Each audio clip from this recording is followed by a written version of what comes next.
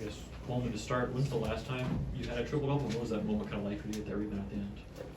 You said the last time I had a triple-double? Yeah, or have you had one? No. No? Not that I know of. I'm sure maybe in my at the Cal Fit gym back home with my friends, but no, I've never had a triple-double. It was just it was a great moment. I know my freshman year seeing Io get two.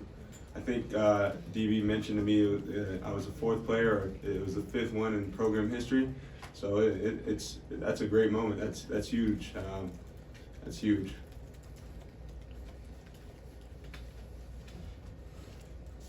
RJ, what was it like seeing Coleman get that? What made him so effective to you? I mean, he's a great teammate. He knows where to find us. He knows where to chase every single rebound. So I'm really happy for him. That's something that not anybody can do. So I'm very happy for him and very excited to keep going with him during the season and hope he can get many more. Coleman, how aware of like maybe where you stood triple-double wise were you? Yeah, I mean, the score is kind of like right by the stats. So like every time I look up, I kind of see the stats.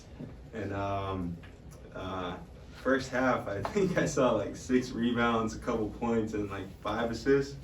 So then I was really like, okay, this is possible. I'm definitely gonna play hard. I know I shouldn't be doing that, but play hard and hopefully get a triple-double. And it just so happened to come. So yeah.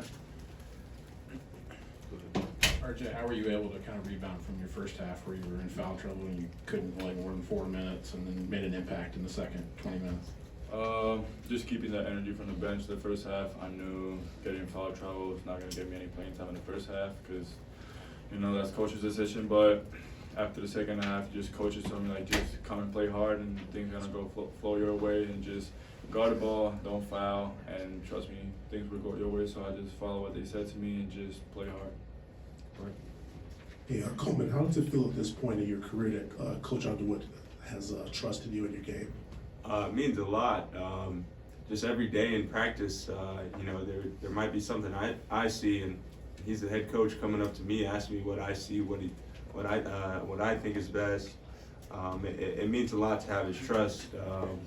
So it's just like a motivating thing, you know, when a coach comes to you and asking you what you see out there.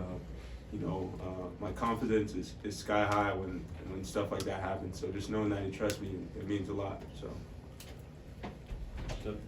For both of you, really, they were under 30% shooting the ball. Talk about contesting shots. Do you think this might have been the best game that you've had this year? Just defending and contesting shots.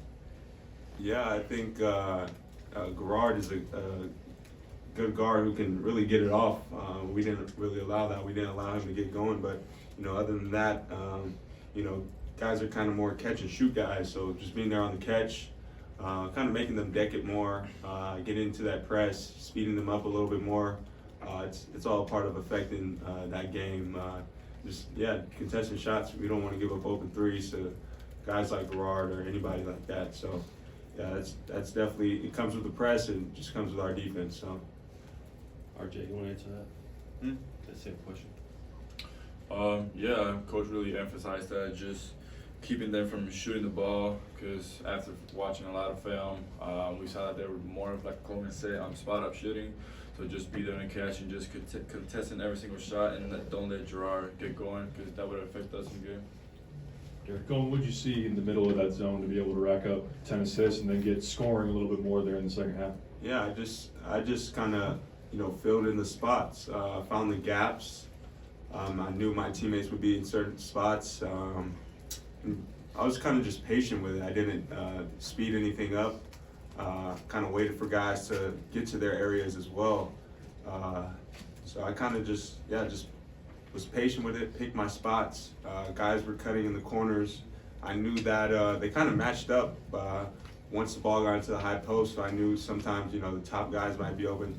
So it was just a lot of film and preparation and you know, actually in practice we were using like long sticks to emphasize their length, and you know, we were really kind of like tight with our passes. Like certain passes wouldn't get through, but yeah, like I said, just knowing my spots, knowing my gaps, and knowing where guys are really helped me out. Coleman, I know you mentioned Golden State Warriors, Draymond a lot.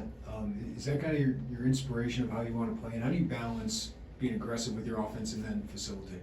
Yeah, I'll be up till 3 in the morning, 2 in the morning, just watching Warriors basketball, and I'll be sending Coach Frazier clips and Coach Jeff clips, and it's just unguardable the way that Steph and Draymond are just connected.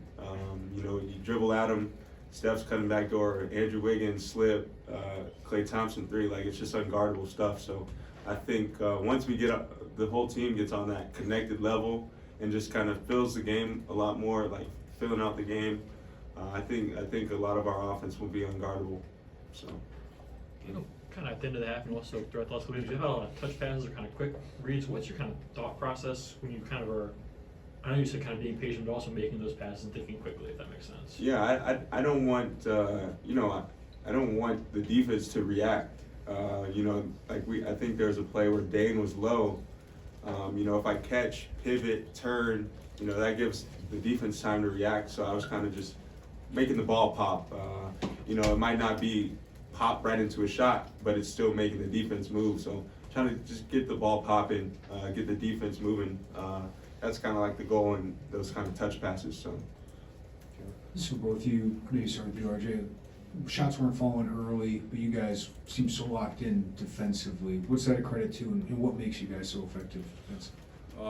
Just executing things that we practice and scouting and practice it before, just making sure that we are following what coaches says and really just playing hard. Actually, that's all it takes. Not being lazy.